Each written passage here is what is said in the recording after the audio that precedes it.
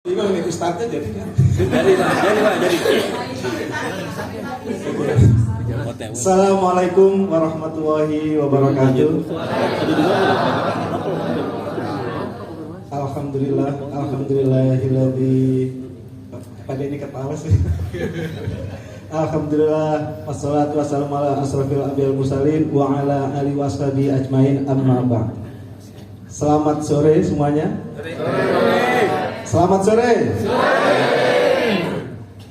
Yang kedua, salawat serta salam tidak lupa saya aturkan kepada junjungan kita Nabi besar Muhammad SAW, kepada keluarga serta kerabatnya. Mudah-mudahan kita diakui sebagai umatnya dan nanti di yaumul kiamah kita mendapatkan syafaat beliau. Amin. Yang saya hormati Bapak Edi Simon beserta Ibu selaku direktur. Yang saya hormati Bapak Hendri selaku wakil direktur Pak Hendri. Yang saya hormati Nyonya Apo. Ya. Ya. Oh, no. Ya. Izin teman-teman korporat. Tadi calon suruh 5 menit, Pak Rido bilang 60 menit. Saya langsung grogi saya. Langsung buyar sama bicara ya. Yang tidak lupa pada seluruh tim LMU ya. Terima kasih semua sudah hadir. Tepuk tangan untuk kita semua ya.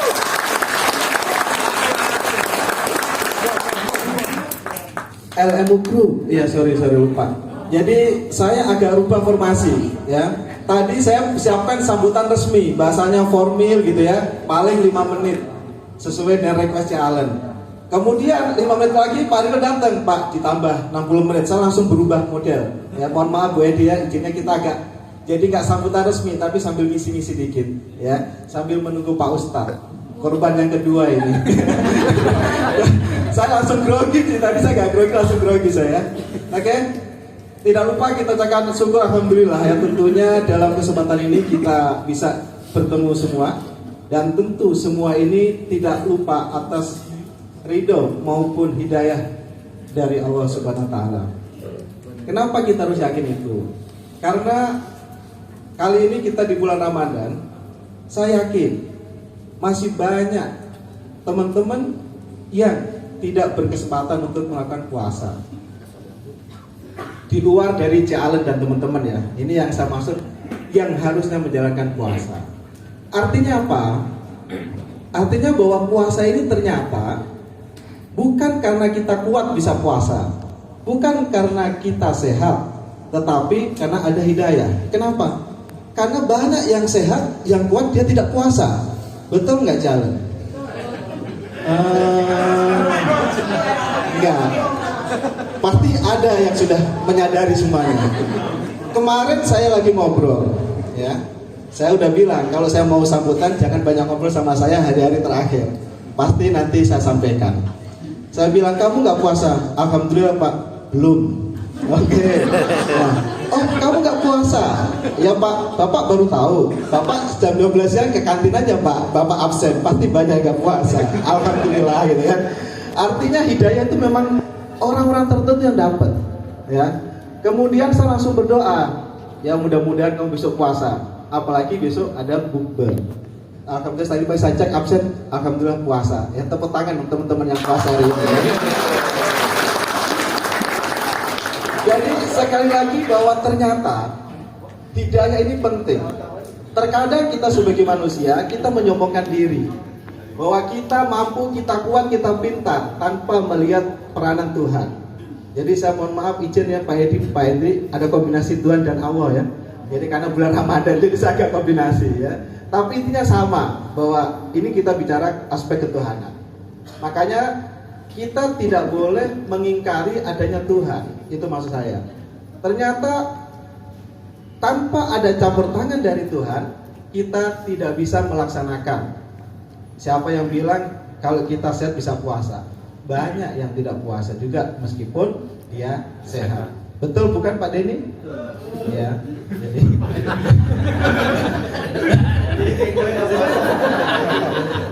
yang kedua, kita bisa melihat dan bersyukur bahwa perusahaan-perusahaan lain yang mungkin secara performan jauh lebih baik dibanding Laris Manis Group, tetapi untuk Laris Manis ini meskipun dalam kondisi sekarang ekonomi lagi carut marut, tetap pimpinan mengizinkan kita mengadakan buka puasa bersama. Untuk itu kita tetap pimpinan. Tepuk tangan tidak cukup. Ya, saya minta lagi satu lagi, mumpung pada puasa.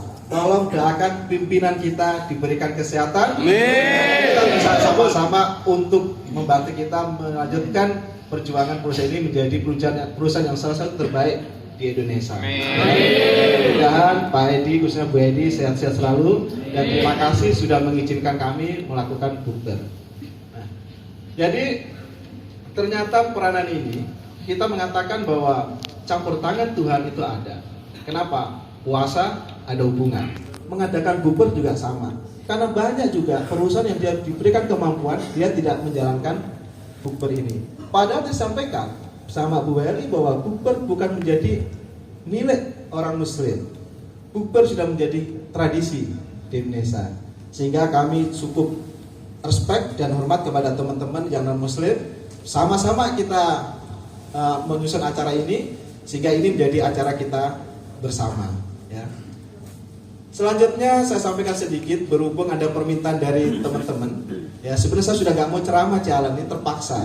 Ini pun saya sambil mikir, sambil ngomong, sambil mikir nih, saya mau sampaikan apa ya. Karena benar-benar last minute dikasih tahu sama Haji Ridho.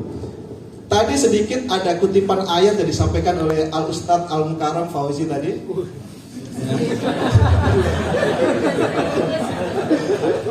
Salah satu, mohon maaf ya Pak Ustadz, nanti kalau salah dikoreksi. Jadi salah satu ayat yang famous kata Bu Eli tadi. Ini saya sudah cukup famous. Nah ini ayatnya sangat famous Bu Eli ya. Jadi ya ayyuhalladzina amanu kutiba alaikumussyam. Kalau saya lanjutkan takutnya saya jadi Ustadz beneran. Cukup ya. Jadi ya. Jadi ternyata kata guru saya, kata ustadz saya. Jadi supaya kalian percaya. Karena kalau kata saya pasti Pak Ruben paling nggak percaya. Ya. Jadi saya sampaikan kata ustadz menyampaikan bahwa setiap ayat Al-Quran yang didahului dengan kata ya ayyuha. Ya ayyuha itu artinya adalah panggilan. Panggilan, wahai. Tadi kan Bu Emi kasih kata-kata wahai gitu kan. Panggilan untuk siapa yang dituju itu? Orang yang beriman. Nah, kalau ada kata-kata ya ayyuha, maka dia akan diikuti oleh kata-kata yang mengandung makna ada dua. Sehingga apa? Kata para ustadz mengatakan bahwa ketika ada kata ya ayyuha, maka tolong dengarkan dengan sepenuh hati, dengarkan dengan sesama, dan perhatikan dengan baik-baik. Artinya apa? Ada penekanan ketika ada ya ayyuha, maka kita tolong. Makanya tadi saya senang ketika mengaji ya ayyuha kita semua mendengarkan. Ya, tapi nggak tahu mendengarkan karena takut ada jalan atau benar-benar sungguh-sungguh paham terhadap ayat ya ayyuha. Ya, saya yakin yang pertama bukan karena paham terhadap ya ayyuha, makanya saya ingin meluruskan niat. Jadi ketika ada di sini dari yang tadi takut sama ajaran, sekarang kita paham. Ternyata saya mendapatkan ilmu ya ayyuha. Minimal ya ayyuha ini saya akan doktrin ke kalian semua bahwa kalau ada kalimat ini tolong perhatikan. Apa maknanya? Setelah itu diikuti ada dua makna, yaitu pertama adalah yang mengisi, yang terdiri tentang kebaikan. Kebaikan yang harus kita jalankan. Kalau tidak kebaikan, maka keburukan yang harus kita hindarkan. Ya, jadi ada dua makna. Setelah kata ya ayyuha tadi adalah tentang kebaikan yang harus kita jalankan atau keburukan yang kita harus tinggalkan. Kebetulan ayat tadi adalah tentang kebaikan. Nah, sekarang kita lihat apa kebaikan dari perintah puasa itu. Ya. Salah satu kebaikan dari perintah puasa adalah mengandung makna keberkahan. Jadi ternyata bulan Ramadan adalah bulan yang penuh berkah. Makanya lagu-lagu tadi ada Ramadan penuh berkah dan seterusnya. Saya mempelajari apa sih keberkahan dari Ramadan ini. Salah satu hal yang saya rasakan, ini saya juga lagi meriset. Saya minta bantuan ahli dari Serang, juga saya tanya. Ya ahli, saya selama sebelum Ramadan, jangan ketawa, pada sama ketawa ya. Jadi sama ketawa dulu ya. Jadi saya tanya gini, mohon maaf saya itu kurang lebih 6 bulan yang lalu saya kena asam lambung Bu Edi. dan saya sempat opname. Setelah saya kena itu, saya merasakan sedikit-sedikit asam lambung saya kambuh. Sehingga kalau saya meeting sama Pak Edi, saya udah mau makan Pak, jam 11 bahkan saya ke atas ngambil makanan. Dan kalau saya terlambat dikit, itu udah pasti nggak nyaman. Sehingga ketika masuk bulan Ramadan, saya sangat khawatir. Saya sudah siapkan obat-obatan mengenai lambung.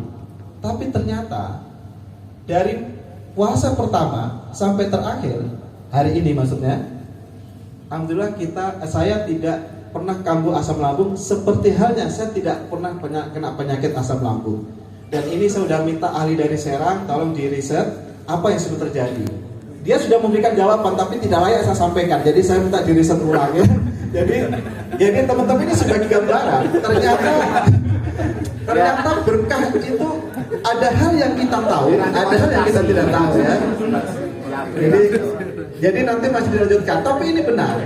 Jadi sampai sekarang saya tidak tahu bahwa padahal kemarin saya mengatakan bahwa setiap saya ke konsul ke dokter, Pak, tolong kalau Bapak ini kurangi, jangan banyak mikir. Saya bilang kalau saya nggak mikir, pas saya nggak digaji Pak Edi, saya nanti dipecat. Nah, kita kerja harus mikir. Gimana Pak kalau nggak mikir? Nah, ternyata saya kira gara-gara kita kena asam lambung gara-gara karena kita mikirin kerja atau apa? Ternyata tidak. Ternyata mikirin apa? Mikirin makan. Ya, jangan kira nih kalau kalian saat ini ya ditanya sama dokter kalian mikir, ternyata kita bukan soal-soal oh ya Pak saya kan mikir kerja Pak saya kena asam lambung saya. Enggak Pak. Mungkin Pak Edi tahu ya, teman-teman nanti alasan. Kalau dia kena asam lambung karena dia terlalu rajin kerja itu bohong. Ya benar dia rajin cari makanan ya. Ini karena kenapa? Ketika kita puasa ternyata kita nggak kambuh asam lambungnya, kita nggak pernah mikirin makanan Pak. Ini resep dari Serang. Cuman itu sebenarnya saya nggak layak tapi dapat saya kasih tahu dikit bocorannya dan saya minta di riset ulang ya. Nah itu yang pertama mengenai bagaimana keberkahan di bulan Ramadan. Kemudian yang kedua, kita bisa berkumpul di sini dengan berbagai level jabatan. Kita tidak membedakan level apapun di sini, kita jadi satu. Kemudian kita berkumpul dengan semua dari keyakinan, ya. Dari semua agama yang di sini kita jadikan satu. Sehingga tema kita mengenai apa ini? Kebersamaan dalam keberagaman kita cerminkan dalam sore ini, dan itu adalah hanya bisa kita lakukan konsep seperti ini dalam forum buka bersama dan khususnya di bulan Ramadan. Kalau bukan bulan Ramadan kita nggak namanya bukan buka bersama, ya. Jadi kita ada nama yang berbeda. Ya misalkan namanya tahun baruan, misalkan sekarang kita buka bersama. Nah ini yang kita perlu syukuri. Jadi sekali lagi bahwa dalam konteks ini, mohon maaf Pak Haji Ridho, berapa menit? 5. Saya kalau 1 menit pun saya siap. jadi pada dasarnya saya mengisi kekosongan aja sebenarnya. Jadi pada dasarnya ada dua yang kita dapatkan. Ada pertama bahwa ada makna kebaikan di dalam satu ayat ini dan itu diwujudkan di dalam bulan ini kita bisa bersama-sama dalam membangun sebuah kebersamaan di bingkai dari sebuah keberagaman ini. Dan ini jadi penting bagi kita, dan ini jadi modal bagi perusahaan kita untuk memajukan hal ini menjadi lebih maju dan kompak ya. Jadi kalau lebih begitu. Sebenarnya ada satu ayat lagi berhubung Ngejrida udah kasih waktu cut. Berarti Ustaznya sudah datang ya? Udah tiba Ustaz? Udah. Maka Ode nggak yakin? Udah. Oke. Kalau sudah saya kira cukup. Nanti ayat satu lagi insya Allah tahun depan kita lagi ya. Jangan bosan-bosan kata Bu Eli. Nanti ketemu lagi tahun depan. Mudah-mudahan lanjutan lagi adalah dari kitab Ihya Ulumuddin yaitu Ahmad bin Miskin. Ya, jadi sampai ketemu tahun depan. Mari kita siap semua. Yang penting kompak dan majulah LMU Group ya. Assalamualaikum warahmatullahi wabarakatuh. Waalaikumsalam warahmatullahi wabarakatuh.